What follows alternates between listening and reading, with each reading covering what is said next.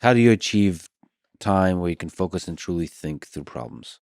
I do little thinking retreats. So for this is not the only I can do that all day long. I'm very good at focusing. I'm very good at I don't keep to a strict schedule. Like my meetings often go longer than I plan for them to because I believe in wandering.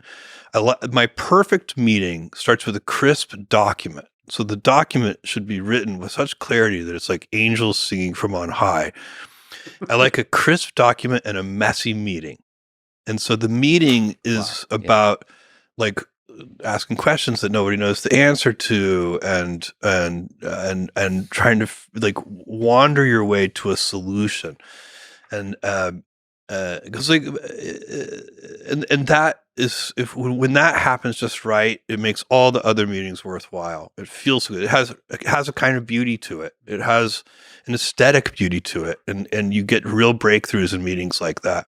Can you actually describe the crisp document? Like this is one of the legendary aspects of Amazon, of the way you approach meetings. This is the 6-page memo. Maybe first describe the process of running a meeting with memos. And meetings at Amazon and at Blue Origin are unusual. When we get when new people come in, like a new executive joins, they're a little taken aback sometimes because the typical meeting will start with a 6-page narratively structured memo, and we do study hall. For 30 minutes, we sit there silently together in the meeting and read. Take notes in the margins, and then we discuss. And the reason, by the way, we do study, you could say, I would like everybody to read these memos in advance, but the problem is people don't have time to do that, and they end up coming to the meeting having only skimmed the memo, or maybe not read it at all, and they're trying to catch up, and they're also bluffing like they were in college, having pretended to do the reading. Yeah.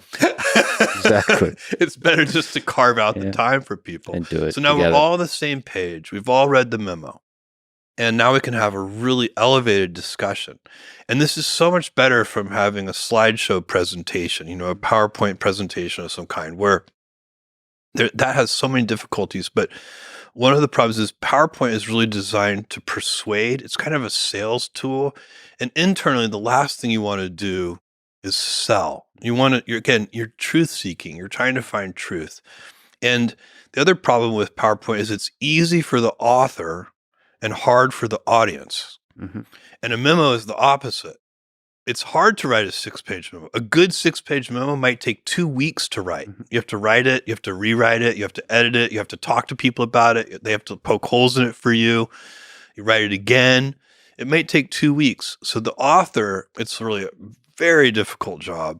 But for the audience, it's much better. So you can read a half hour and there are little problems with PowerPoint presentations too. Senior executives interrupt with questions halfway through the presentation. That question's going to be answered on the next slide, but you never got there. Whereas if you read the whole memo in advance, I often write lots of questions that I have in the margins of these memos, and then I go cross them all out because by the time I get to the end of the memo, they've been answered. That's why I save all that time. You also get, if the person who's preparing the memo, we talked earlier about groupthink and, the fact that I go last in meetings and that you don't want, your ideas to kind of pollute the meeting prematurely. The author of the memo has kind of got to be very vulnerable. They got to put all their thoughts out there and they've got to go first, but that's great because it makes them really good. And you get to see their real ideas and you're not trampling on them accidentally in a big, PowerPoint presentation. What's that feel like when you've authored a thing and then you're sitting there and everybody's reading your thing? You're like, I think it's mostly terrifying. Yeah. Like maybe in a good way. I think it's like a purifying. I think it's terrifying in a productive way. Yeah. But I think it's emotionally a very nerve-wracking experience. Is there art, science to the writing of the 6-page memo, or just writing in general to you? It's really got to be a real memo. So it means, paragraphs have topic sentences, it's verbs and nouns. You can't. That's the other problem with PowerPoint presentations. They're often just bullet points, and you can hide a lot of sloppy thinking behind bullet points. When you have to write in complete sentences with narrative structure, it's really hard to hide sloppy thinking. So it forces the author to be at their best. And so they're getting somebody's really their best thinking.